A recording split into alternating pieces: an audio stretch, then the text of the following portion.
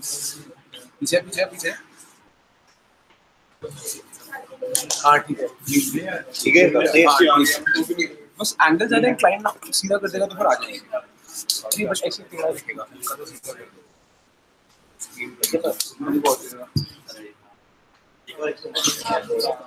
एक बार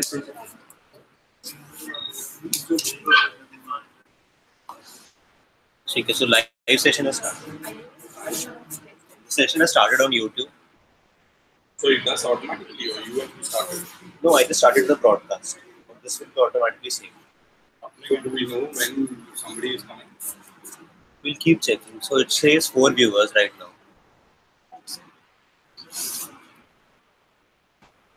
4 watching right now. 2 likes already. 2 likes already.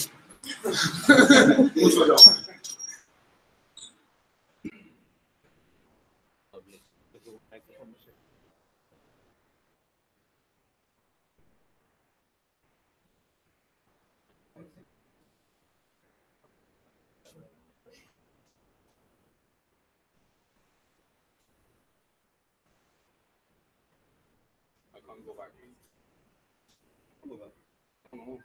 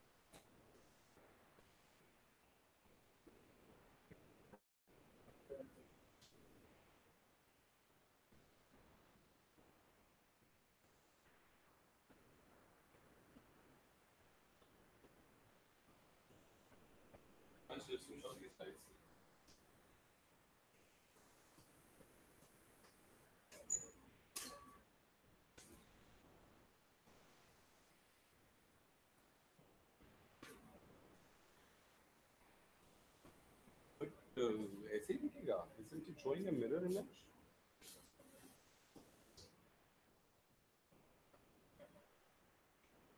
Can you check the live telecast and see what is showing? No, it's showing all right there. How well? यहाँ पे showing. ठीक है. Can I start? Yeah. But क्या भाव से है? हाँ, अभी Directly you can start. Okay.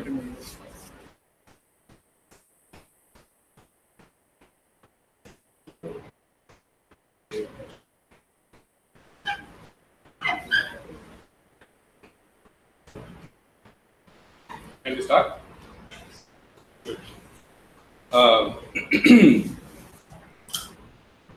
So given that today is the last day of class, I was told this morning that the last day of class, and the person also said, "आप एक साल के लिए यहाँ नहीं पढ़ाएंगे." Like okay, और भी आप तो कर रहे हैं. So yeah, Monday is not Monday, I guess. Monday is a Friday, and then next Thursday is our DBI. So essentially today is the last class. I'd actually planned something interesting for today. That's why I kept this mic, just in case. We are also live telecasting this lecture for people. I think it's public on YouTube. Yes. It's public on YouTube. Reason was the topic that I'm going to be talking today is very broad, right? It's basically about HCI research routes in the world, how to get admission into HCI, if you were to take this further. This course is HCI 101. If you were to take anything beyond this, what should be done and everything. So it was very broad. So I thought we would do it widely to everybody. Okay. So if you have concerns, don't ask questions. If your voice will not show your face, first of all, privacy of face is protected. And second, if you want to not ask questions, that's okay too. But feel free to ask questions. Given that face is not coming, we'll not get it. Okay. I don't know. Can you shift a little bit of frame? Me, like this? Yeah. At night. Well, he wants my face in the frame. How does it matter? Okay. Okay. So we will keep the, so let's take, we'll do 40, 45 minutes of this part, and then we'll shut it, and then we will continue with the class, whatever we want to continue. Is that okay? Okay. So I think the primary goal for doing this part as the last lecture of the HCI class every time is that given that we learn some topics over the semester, many people have actually gone beyond the HCI 101 class and did a lot more things after this. Like, for example, currently who are the people who are doing HCI? For example, Rohan Katyal is in HCI program at Georgia Tech. There are many students who have taken this class in the last 5-6 years who have gone on to do beyond just a simple HCI things as 101, right? So the reason why to talk about these kind of, so what we'll do is we'll do labs, so to say institutes, universities, whatever, then we'll do master's programs specifically, and then a little bit of researchers itself, people who you should know, people who if you meet somewhere, you should feel the connect with them. Right? I have deck of slides which I'll share later, but I think deck of slides is not useful here. I'll go to my browser.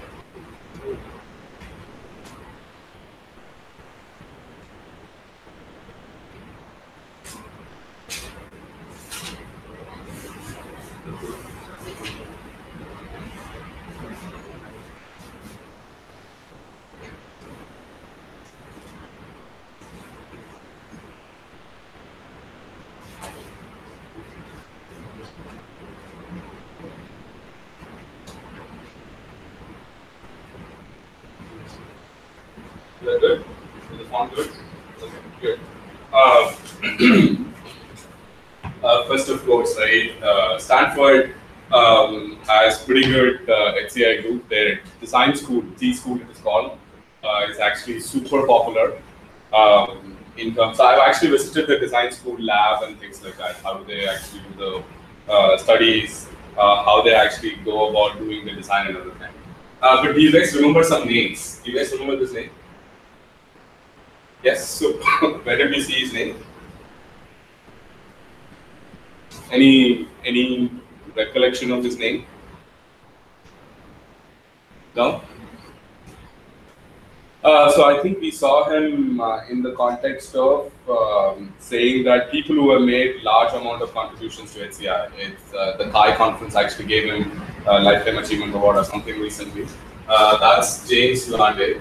And I also said he's my academic grandfather to me. Jason Hong, who got his PhD from him, is the person who I used to work with for my PhD. Okay.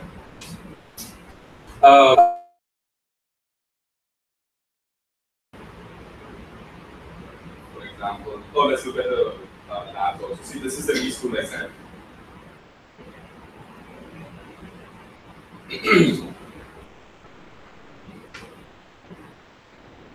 So every school that we see, we'll also look at what kind of topics they're working on. I think that's the, ultimately for students, that's the most interesting one, right? It's not the people, it's more like what is that they're working on.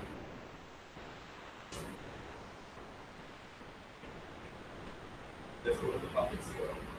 So let's look at some of the papers that they have, right? So one says referee relationship, visual haptic illusions for improving the perceived performance of shape displays.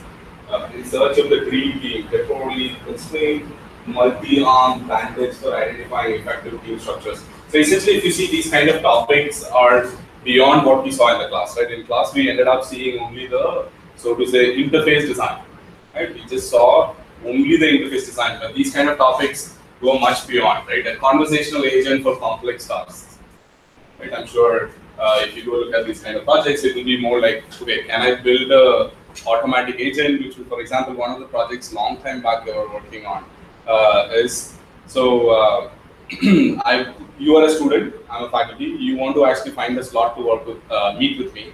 I think one of the course projects is there, which you guys are doing, right? Right, meeting project. So you send me an email saying that I want to meet with you. I actually don't even respond to you.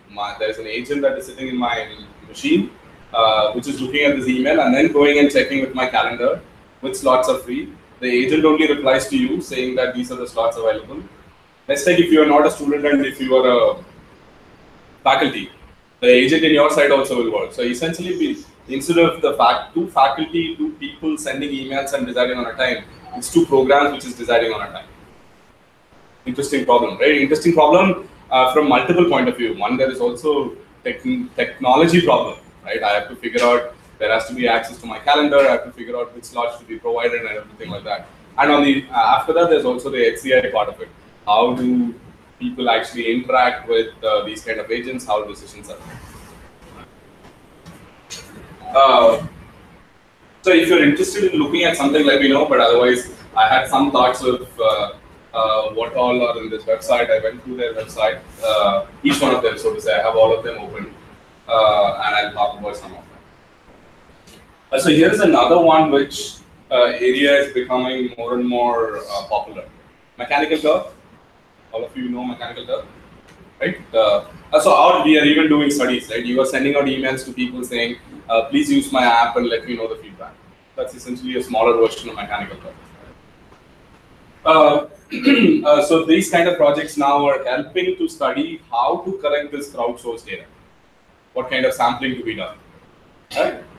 Is that a problem? Because now if you put a task on Mechanical Turk saying that, oh, I want annotations of, let's take given an email, I want to annotate whether it is a phishing email or not. Or given an image, I want to annotate whether it is dangerous or not, or in your projects, right? Given an image, I want to find out whether this is a concern in the society, it's a pothole or a dangerous spot, right? So that you could put it on Mechanical Turk. But which kind of user should you get to annotate it? Is that a problem? Is a question to study? Right? So those are the kind of problems that crowdsourced research, so to say, are people studying. In terms of if I were to crowdsource my data collection, what kind of sampling, what kind of procedure should I follow?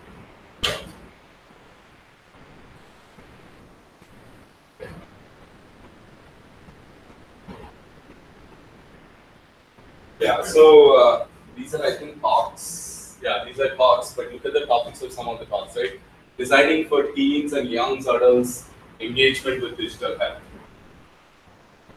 Understanding the workplace experience through sensor tracking of behavior. So I know some project long time back they were also working on to study whether a person is using the office by having a sensor in the chair itself. Right? I want to know how much somebody is using the office and everything like that. Instead of only looking at the login details, I can actually have a sensor in the chair and see how much they are actually using the office and stuff like that. Machine learning for creativity, interaction, and inclusion, tech plus ethics. So this topic, ethics, is becoming more and more popular in many fronts, I think. Who's making sure the tech industry has our best interest in mind? Designing for employability, envisioning tools for low resource job seekers, right? So these are the kinds of, let's take topics that people come and give a talk or seminar at places like Stanford.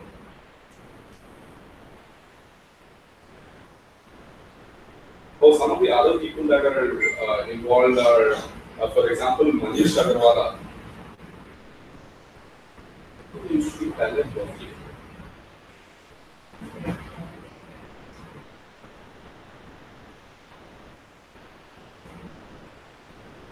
So this is from a professor point of view or a researcher point of view. Improving comprehension of measurements using concrete re-expression strategies. An interactive tool for analyzing cooking instructions at scale. I think we should give it to Ganesh Wagler for that. Right? Saliency in VR. How do people explore virtual environments? Right? So these are the kinds of projects we did not see in the class because I think it's super away from the scope of the class. VR equipment and stuff like that, we don't really have. Okay.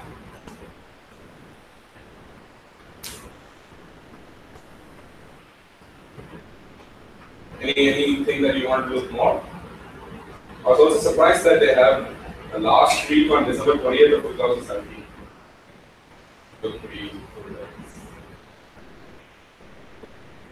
Let's do the next one. That was Stanford. So essentially what I'll do is I think I have a top 5 or 6 schools in this.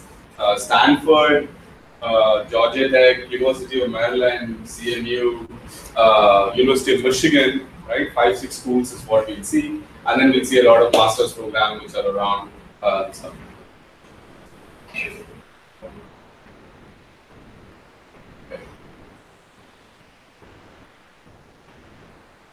So this site is slightly more structured in that sense, which is they give you all the topics that they are working on in one shot.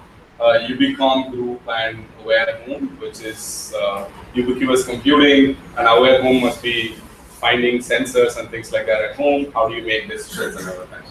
Electronic learning communities group, problem solving and education tech. Oh, another thing that is becoming more and more popular is educational technologies, right? How do you use, so to say, HCI designing into building tools which will make the learning better, right? So that's another area that people are spending a lot more time. And there's another connection to this which is called educational data mining, which is also the EDM it's called, which is also becoming more and more popular. Creativity, machine environment, computational perception lab. So we have also seen, I think, a couple of slides we had about perception also, right? How people actually perceive information. If you remember, we talked about Tom Mitchell, Michael J's work on actually finding out words when an object is presented to them, right? So that's the perception type of thing. Technology for learning and teaching, which is probably connected to earlier one. Work to play. Contextualized support for learning, augmented and so all of these HCI schools, all of these HCI research groups, this is Georgia Tech. All of them now will have VR, AR, all of that. Right? In addition to the, so to say, basics HCI problems, they also work on VR and AR.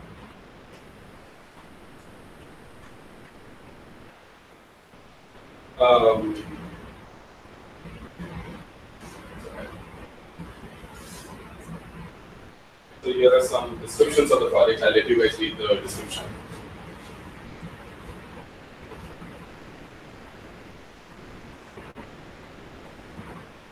Right? The first one says technologies for everyday life.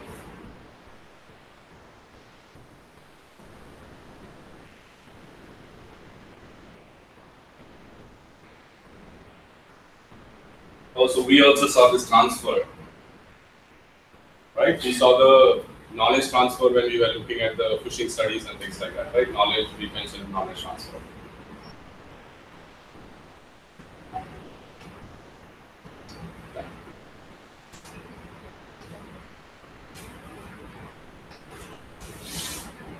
Yeah, so I let you guys look at it.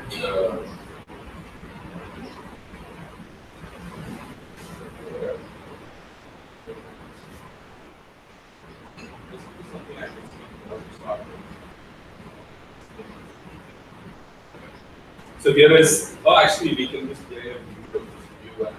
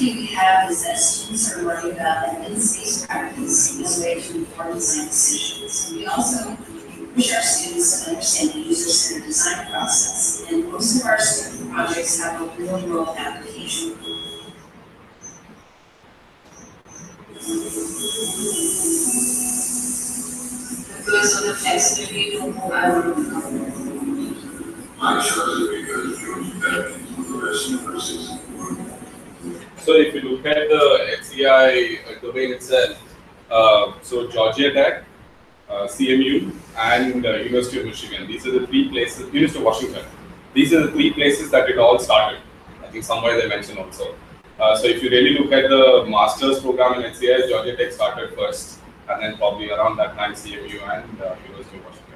So any master's program, so to say, or even research groups, in terms of HCI, these three places would be the, so to say, the oldest. I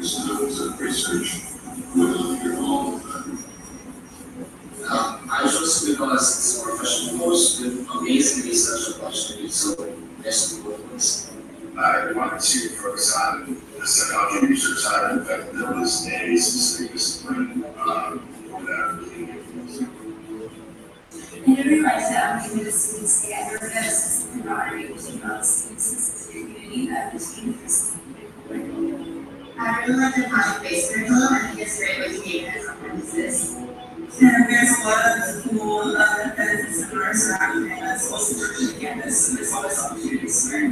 It's an intro today because along with academic research and projects, I think you participate in hackathons where they do meeting people and accelerate components.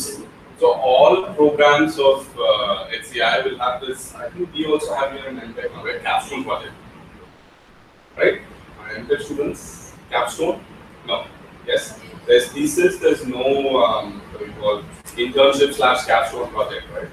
Semester-long project, so to say. All of the HCI programs will have that. And there's a lot of flexibility here, and the program track traditional standard here for us in the program. There's a lot of students from directly from the industry, so we get to learn a lot from them. Yeah, and as one of the best HCI programs across the United States, I think that children's have advanced HCI program can take us at the third level. And interesting. Community. Oh my God. So for those of you who don't know, that's Vedant, who is who took this class, who was sitting in this room like what, 3 years before. He was a TA also for this class. I think. Liberty, motivating, supportive. We are HCI. Right, so the master's program in general also has something interesting that they do, which we don't do here, right? In our programs, all of you are engineers, right? All of you are BTech, so to say, in the master's program. Every master's program that we do. Whereas in the HCI program, in all these schools, take any of these schools, Georgia Tech, Maryland, so they would actually pick, let's take if they were to take 30 students, they would actually pick only 7, 8 to 10 people engineers, 10 people, so to say, psychologists, artists, all that, 10 people who would be the other side, let's take math background, physics background, and stuff like that, right? So that's the kind of distribution that they do. Why? Because I think that also, actually speaking, even the IIT-Delhi program, our own IIT-Delhi program does that. So Amir Ray, who was a student here, who graduated last year, she's doing her master's in, I think here it's called design and something else. So even in our program, our project partners are people who have 5 or 6 years of work experience. Right? So that just brings a different paradigm to the problem solving, because in our case, all of you are doing projects, but all of you think alike. Like there's not a lot of creativity in terms of the variance, right? If I put all your creativity scale, so to say, all of you will be very similar, right? Whereas if you have a Vedant, the IIIT-Delhi undergrad plus cognitive science undergrad from some school, plus a math person and plus an architecture person. Actually, Amira is working with somebody in architecture. Right? So that's the kind of people start doing the master's program.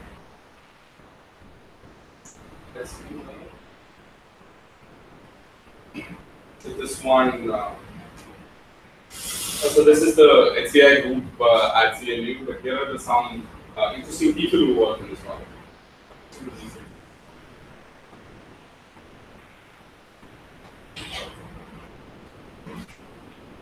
Right. So in terms of the areas here, there's wide variety of people who work. For example, so this one is very relevant, close to what mostly I do, which is also Jason Hong. The privacy grade thing, looking at privacy policies on your phone, figuring out something and telling users how much of information is getting leaked.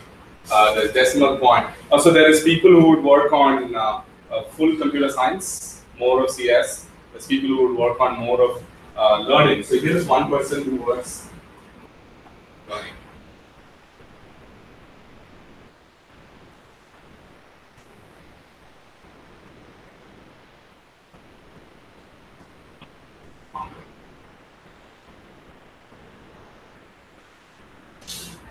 Yeah, so if you look at him, so his research says enabling technologies, learning sciences and technologies.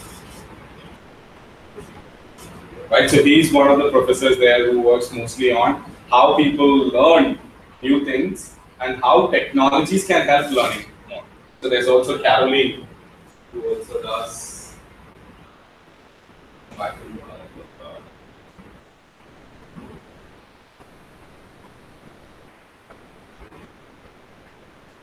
Here, that's Caroline was there. Our area of research is also learning science and technologies. Right, so one of my friend got his PhD from her. The kind of problems that they were trying to solve is, given a class of people, if I start finding out how people in the class collaborate, can I actually help the collaboration? Can I put some, so to say, technology interventions where the collaboration would increase, right? So how did they do? One of the projects, one project that I know that they had a paper was that they broke the class into two halves. One half the professor taught more, the other half they let the students learn themselves more. And they found out which one works, which one doesn't work. Oh, he also does interesting piece of work. Right, Brad Meyer's more work is on how to help programmers program quickly and fast using these interfaces.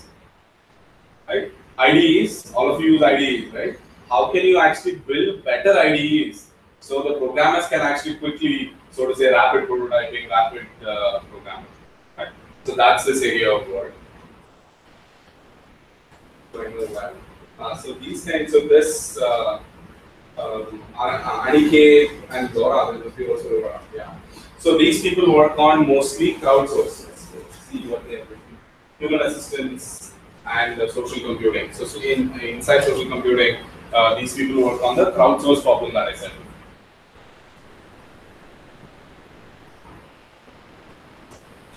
Okay. So he is actually very well known for something. So Ken Cottinger. So has anybody heard of the word? How many of you know how GRE works? GRE, examination taking process. How does it work? First, then second would be more difficult, leveling according to your performance. Right. So the kind of questions that is presented to you, if you solve tougher questions, more tougher questions are presented to you. Right, okay? That's the way GRE works, right? Many of these adaptive techniques work in terms of testing your skills. So they actually worked on a project called Cognitive Tutors, which actually teaches people, I think, LKG to 12 standard, different topics. And in that, they would actually have only, so every day, teacher in the school teaches them for, let's say, 3 hours. 1 hour, these people go and sit with the cognitive tutors in the lab. The computer teaches them on different topics. And the computer knows, the system knows how the students are performing, and depending on that, the content is presented to them. So I'm sure there is a slight shift in thinking, right? In the class, most of the time we ended up thinking only about a interface, right? Our goal in the course was, oh, let's build better interfaces, all that. But if you look at the problems that people are trying to solve in HCI, interface becomes very small, right? Even in this technology, interface is not the way that problem is going to get solved, right? How to build cognitive tutors, but cognitive tutors is not only how the interface is presented, but how my algorithm at the back end is also working is important. So I got to know recently that she's the one. In case if any of you are applying, so I'll tell you people to look for. So she's the director of the program. She's the director of the lab now. HCI Institute. She's the head of the institute. And there'll be one person, I don't know currently who's doing it, but there'll be one person who takes care of the master's admission program itself. So somewhere it's here. She was doing PhD actually when I was there. You know. So he teaches an interesting class. This is an interesting design research, enabling technologies, human assistance. So he teaches an interesting class called HCI research methods. So we, the master students have to do research methods here. Yes, right? So that would be a very broad research methods, right? Paper, how do you read paper, how do you summarize paper, all that. The course that they do is actually pretty, so John and Jody teaches them together.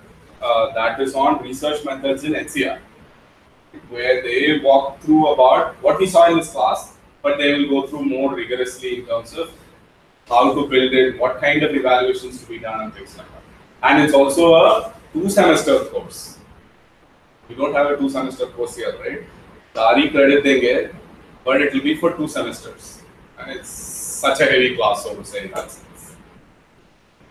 I think it's the only class in campus in course. Okay, so let's look at the master's program here.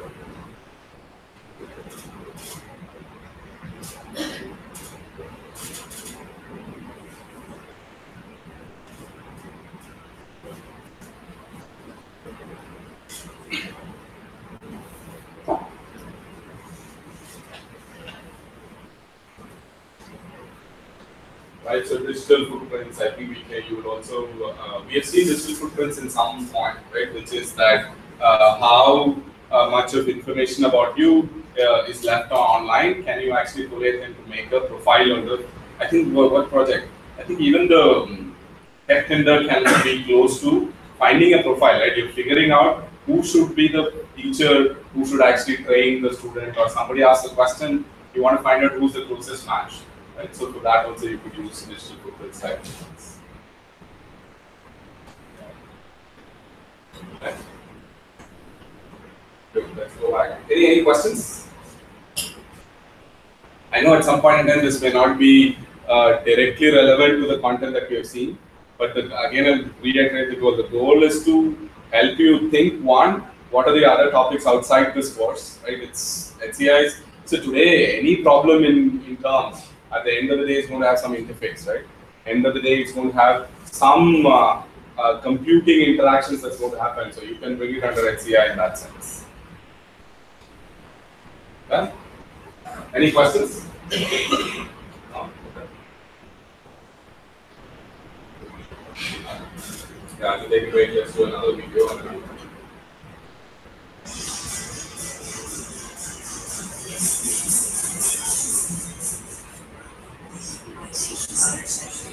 How to understand why and how they work in some of these. It's hard to not think about some of these department. I don't think the whole country is really considered this process of science. It's all kinds of disciplines. I think one of the most exciting things happening. So we had our student, Karan, who got his master's from this program.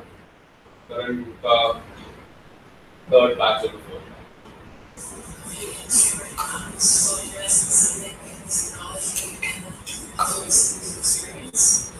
all of the different apps that are download, websites, physical products, we're trying to understand what the different how to sort of address those terms.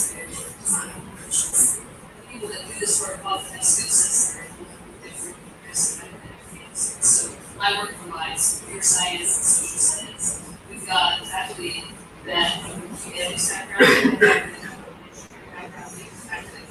science background. We actually create all the great research that the faculty and students that learn about how to set up for people that piece of research data to problem set. Look out for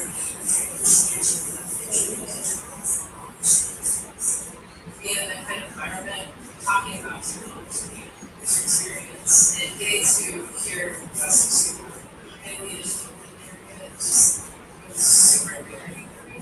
There's lots that focus on the doing business. So lots that just focus on the business.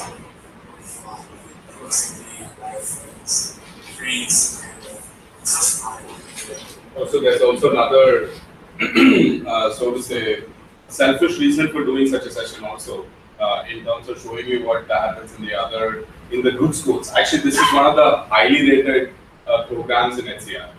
Super highly, because there's two reasons why this is very highly rated. One, of course, it's in University of Washington, which is the top 3 schools of HCI. Second, this is the only program which actually looks at it as design engineering. Look at it, somewhere they would have. If you go look at the Georgia Tech program or the CMU program, none of it is actually as a design engineering. It's all human-computer interaction masters, that's it. It's the only program which also looks at, Karan was also telling me that they have a lot more focus on engineering itself, for example, making chairs, so to say, not necessarily only the computer interface in that sense. The selfish reason is the topics that we see in the class are exactly the topics that they are also speaking. Is that fair? Right? Even he's sitting there and explaining that, oh, we have classes which does prototyping, Wi-Fi. Yeah, we do it, right? We also know these things. We also do it in India. You don't have to be in the University of Washington to do all these kind of things. And take it from me. So is there anybody in the room who's interested in applying for masters in HCI? No, not you. Okay. So take it from me. If your application, if there's an interview, if you go to, and this is students have told me, people who have taken this class in the past have told me that when you end up meeting the students who are going to this program, or you end up going to the campus where you meet the people who joined, invariably every batch students have been asked, "आप लोगों को पहले से कैसे पता है HCI करना?" How did you guys know that you want to do actually HCI as your masters? Because many people actually don't know that. They're applying to different programs. One of it is HCI. I clicked, I got in there. Very few people, for example, Apurva Narang went from here. Many of them actually, Apurva Narang, Raghav, Anand, all these people went from here to do only HCI. Right? For example, Vedant applied only for HCI programs. I think he applied for some CS programs, but he was clear on getting only an HCI program. Because not a lot of places in the country actually has an HCI course also. That's the so to say, reason why people actually are able to, because just think about it, even though there are only like 30 people in the class today, there are 114 people taking the class, right? So even if 10 of you apply and go to the 10 of the students apply and get into a master's in HCI program, the reason for most of you joining this program is actually this kind of courses. Even people who have gone on to doing masters within India, actually these kind of HCI, DHCS course here influences, right? For example, Bhavna, who's at IIT Guwahati, one of the motivation for her to do HCI is actually this course. The topics that people are looking at in other courses around the world, good places around the world, is actually connected to what we study.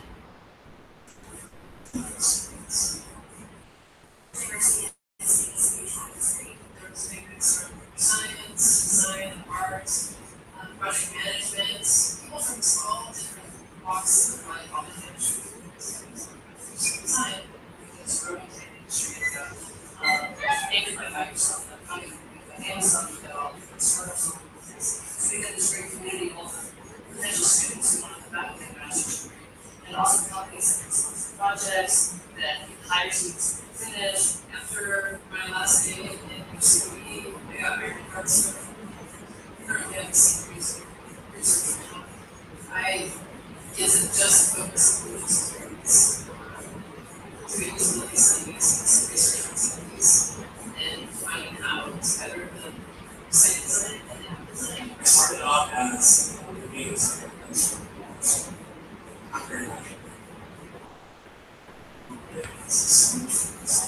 Program really confident that it's not any of the work thrown at me out in the industry.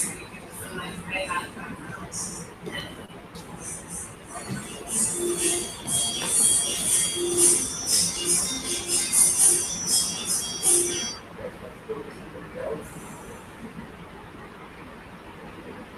that's the program. So that's the lab, which is HCI, Human Centered Design and Engineering.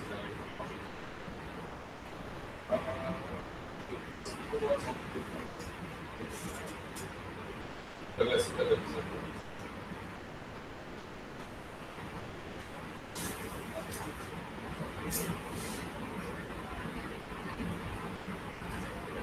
So even when we started thinking about projects, right, for this course, I don't think so we ended up spending so much time on thinking these kind of projects. Right, all of our projects were, oh, let's look at a problem around us, try to solve. Actually speaking, to some extent, some of your projects can be put into some of these categories, but we did not use these kind of words, right? For example, what does it say? Influencing behavior, thinking and awareness, design for emergent collaboration in organizations. What is it? Tech tender. Tech tender will fall into emergent collaborations. So I want the students in the class to talk to each other. Questions asked, somebody should answer immediately. Right?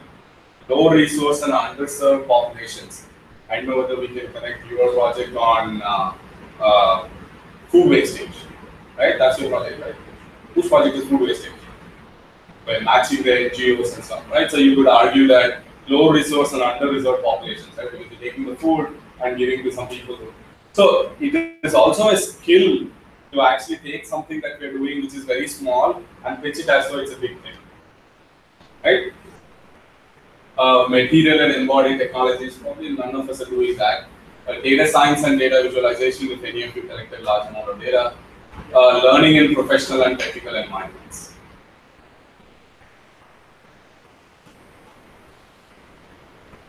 So again, it goes on to describe what are the kinds of projects that they're doing, who are the faculty who are involved in these areas.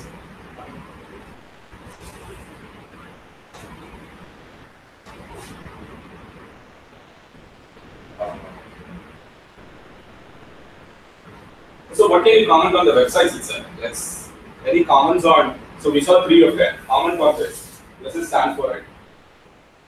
This is Georgia Tech. And this is University of Washington.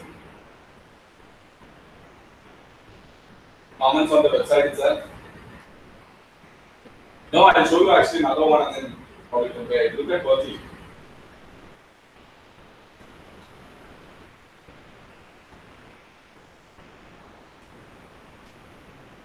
So we have seen MIT site in the class before.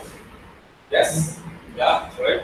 So MIT is like the other extreme, right? We are geeks. So you come to us, we are going to present the information to you very differently. Right? Any thoughts? Which one looks better? Washington. Okay. Okay, let's do Berkeley. So this is. So can you look at the same here, right?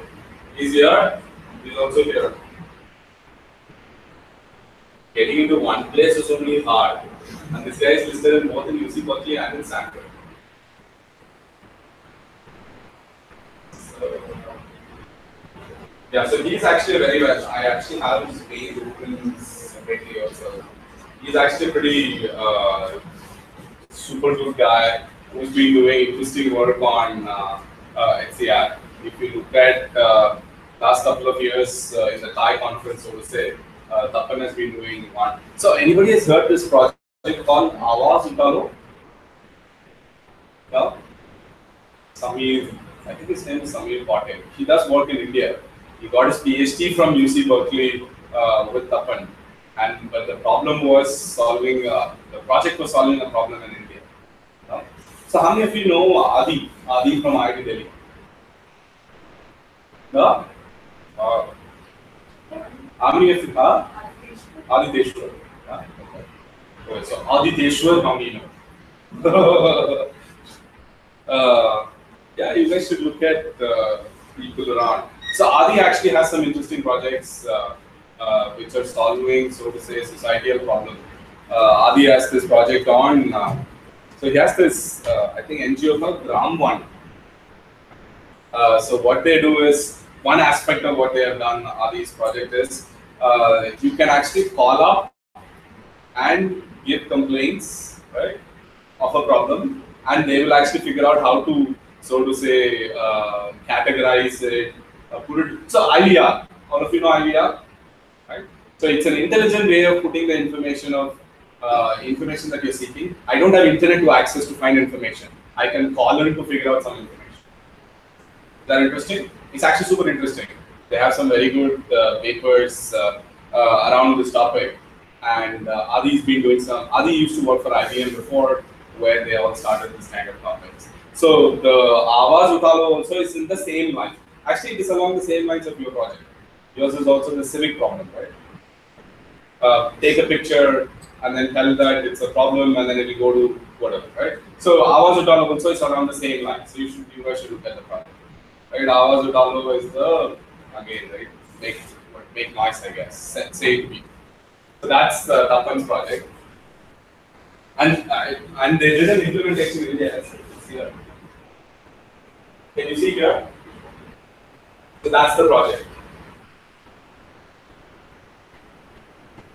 Look at it, right? It's a UC Berkeley fact. So I don't know whether you guys have heard the statement.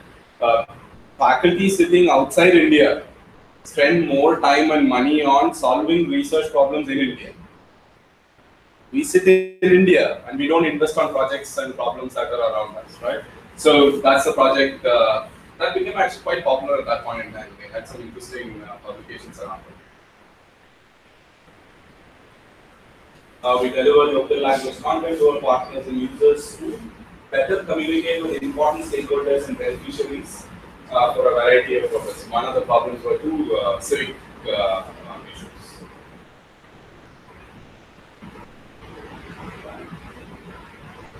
Okay, so that's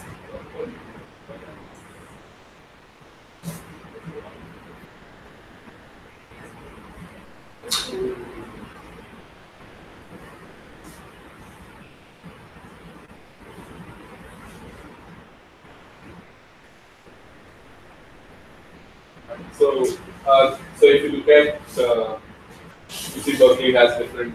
So I think one of the labs also has this economics search lab.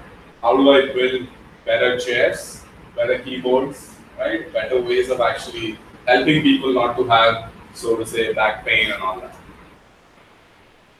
Hybrid ecology labs. Explore scientific research, design, and art through the innovation, development, deployment, and evaluation of novel physical devices. So this is more connected to physical devices also.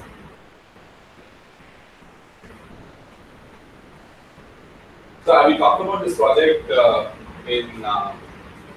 it was in Japan or Korea, where the project was an interesting project, but when I actually got to know about this project, I was like, why the heck? These are all, so to say, first world problems, right? Here is a project that they were working on. Restrooms, right? Restrooms have an odor, right? So depending on what the odor is inside the restroom, there will be a perfume which will be sprayed inside the room, and it will control the, so to say, odor inside the restroom. And this is all done, so to say, with technology and everything like that. Today, how many of you have seen restaurants in Japan or Korea where the waitress is completely a robot? No, you've not seen it? Well, that's actually pretty popular now. Which is, there are restaurants now where there is no human beings. Right?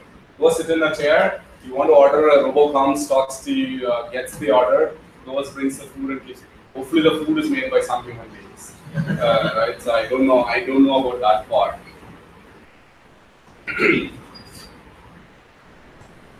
Okay, the last one was University of Maryland.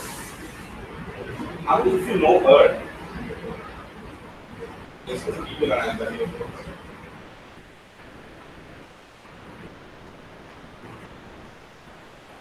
Anybody knows her with God? Jennifer Goldberg. I'm jealous of her. To start with. Guess why am I jealous of her?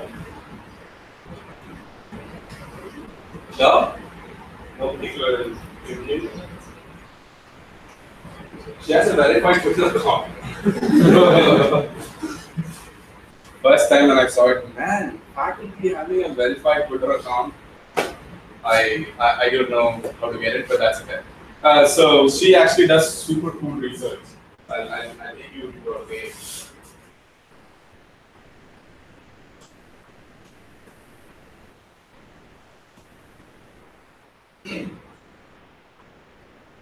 Right, so she has a sometime back she gave a TED talk also on this topic, social media likes.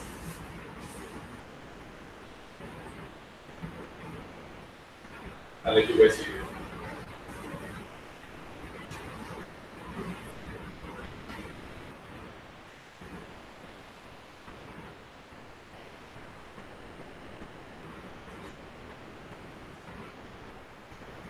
Right? So she is more interested in studying how people use the information from social media and make decisions out of it. Right?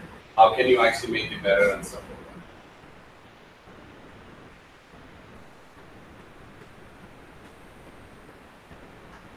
that. Okay, so let's go back.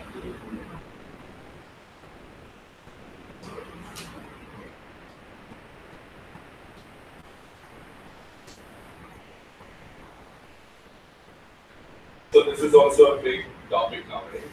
So even Professor Bala,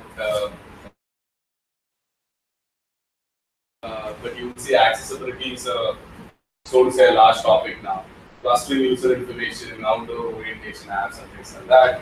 Citizen science. Citizen science is what to some extent is our as they call it. Communities. So can you see a theme in all the institutes? Right? There's clearly some set of themes you will see across all institutes, right? We saw Stanford also talk about crowdsource. We saw CMU also as crowdsource. We have here also communities. I mean, I'm sure there are different names that they're giving, but they're all talking about the same things, right? So crowd discussions and hidden profile paradigm. Science everywhere. Sense-making technology for collaboration and scale. So how many of you know what persuasive technology is? Persuasive technology. Any guess what it will be? What do you think is persuasive? Faculty looking at Stanford is actually super cool research lab there. And it's run by one of the very cool. What do you think would be the goal of this research area?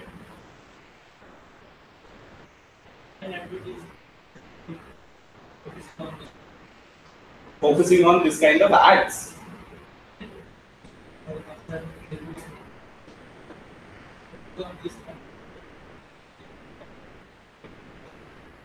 Okay, get more users to do something. Right? Get more users to do something. So that's what it does. I think somewhere he also says, right? I think the topic that he says captology or something like that.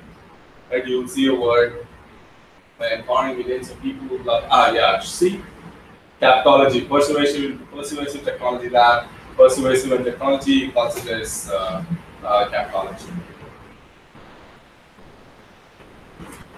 So if you're interested, take a look at this. It's an interesting. So there's a book also. I have this book called Persuasive Technology by B.J. Fogg. The entire book talks about how do you convince people to do something that you want them to do. Right? All of you guys are struggling to get your apps to be used by your users. How do you get people to use your app? To some extent, it's also persuasive, right? But it's not really technology.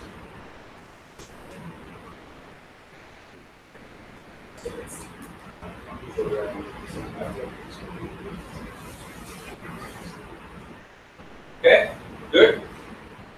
Now let's see some master's programs.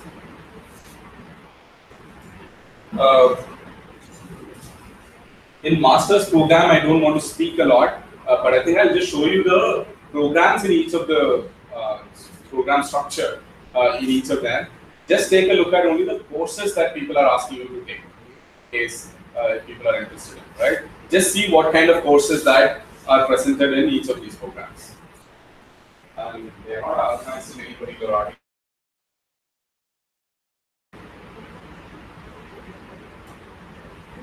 Okay. So, HCI design. HCI design, user need analysis. The reason why I'm telling you to look at the courses, it will all be some, so to say, take off from what we have done in this class. Right? Just take a look. User need analysis. You guys did that, right? First week or first 3-4 weeks, you guys did user need analysis, which is probably a course. Design and prototyping is probably the second half of our course, which you guys spent a lot of time on. Oh, wireframes, Proto.io, all of that, right? User experience and evaluation, which is now. Right? You guys built it, you guys are talking to people, trying to get feedback on how good it is working. Advanced design and prototyping again, but this is the next level of designing probably if you were to do it slightly better. Interactive technology studio, that's probably more of a lab type set, yeah. So all the new kind of platforms that you will get to know. Capstone, innovations in HCI and design, capstone. So essentially, if you just do look at a master's program, it is just a, so to say, a larger version of this one semester. I'm just trying to tell you that this is a super cool class. I should have done this probably in the first day of class, I guess. But say, take this class because this is a super good class. And you'll be amazed. I mean, I went through this last night, actually early this morning. Every course, every master's program, you will see there is so much of overlap with what we did in this class. So look at this. This is India now. So I took the top 10 master's program in HCI. So I went to the ranking. I took the top 10 and I'm showing you the top 10.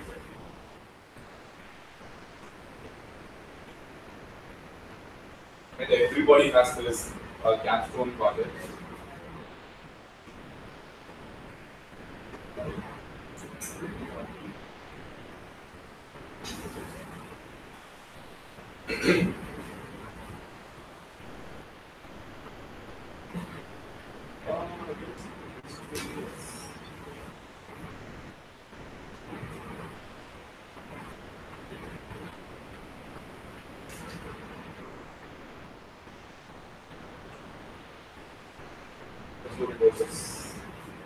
Also, some schools actually don't call it directly HCI. They call it actually information science. Under information science, they have this HCI, so that's where, so to say, working is also.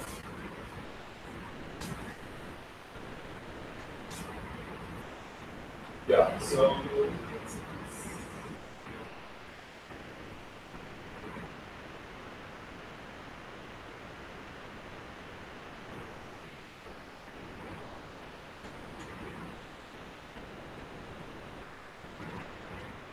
Okay, so look at this. This is Stanford.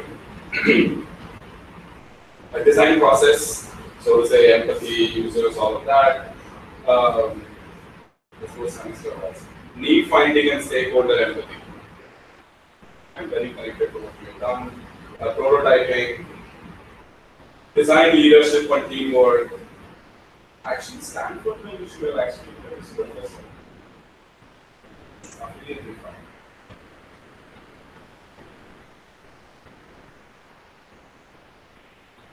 Yes, Mohan? Do you guys remember it? Where? IDEO video that you saw, right?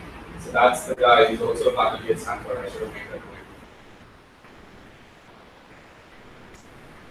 Stanford. Right. Communication and designers, communication for designers and engineers, smart products, business consideration and design. Design impact, and then influence. So essentially, if you look at it, the kind of courses, it's only taking 1 or 2 further steps from this class, and your program is done. But unfortunately, we've never had a student yet go to this Stanford program.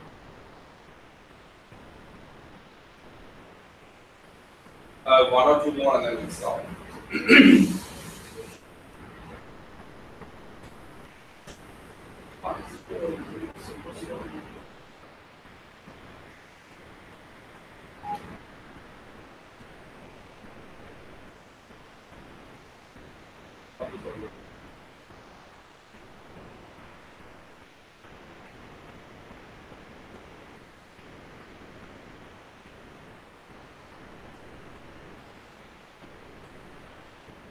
So look at this. HCI, professional preparation and practice, psychology research methods. So you remember I said in HCMU there is a similar course. They say research methods in HCI. Here they're saying psychology research methods for HCI. HCI foundations.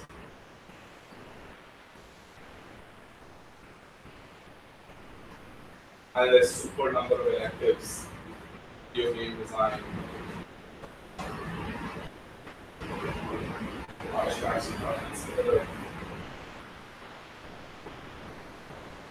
Good. So this is all at the same thing. If you remember the second lecture of the course, I had this big slide with triangles, right? Which is people, technology, right? Tasks, everything.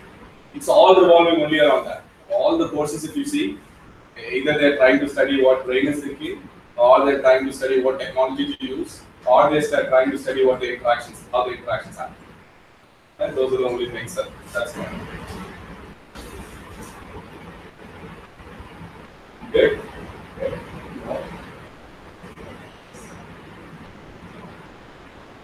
I think they've had the most success in getting students to this program. If I'm right, total number of students who have done masters in HCI is probably from CMU from this class.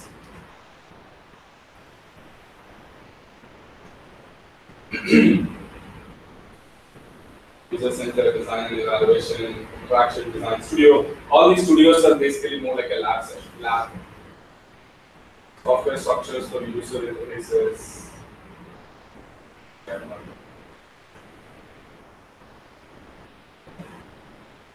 Okay, good. We'll stop. So I assume you get a flavor of it, right? All of them looks very similar in terms of the core courses. In terms of electives is what it matters because a lot of electives comes from the kind of faculty that they have.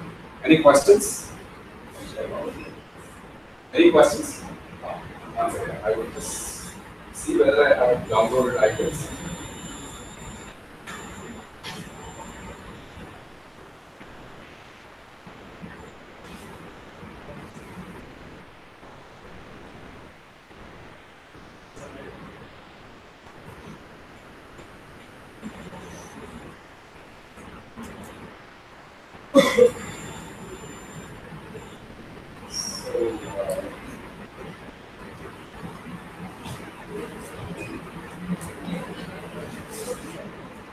So I did not share this, but I'll show you what happened.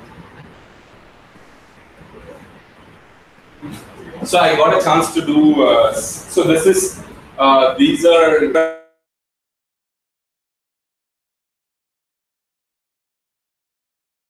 They're doing masters in entertainment technology, and they built this prototype for music in motion. That's the project's title. And I was there, so I said I should have a demo of it. So they put this headset. What it does is, I don't know, I think it's, watch it and I know. He did a very good job of capturing it. Look at, he'll actually show. Can you hear the music when I'm moving my leg?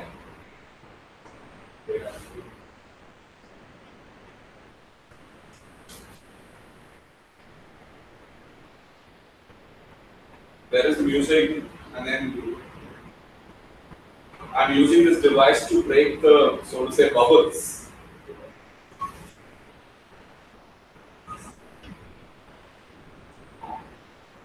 And I'm super impressed. These are just the second semester master student, and they got into the program the last fall, and they actually got all these devices that they were using, bought them, put them all together, created this full-fledged demo. You walk in, so it's essentially, the project idea is music in motion, They give you a device on the leg, right? The way that the speed in which you move your leg is the kind of music it will create. And the device that they're giving you hand allows you to break all these bubbles to create different music out of it. So it's a different music tone out of it, right? And that's what was this guy. And it's at least the director of the institute says that it's one of the cool projects that they have. But did I try to stop this?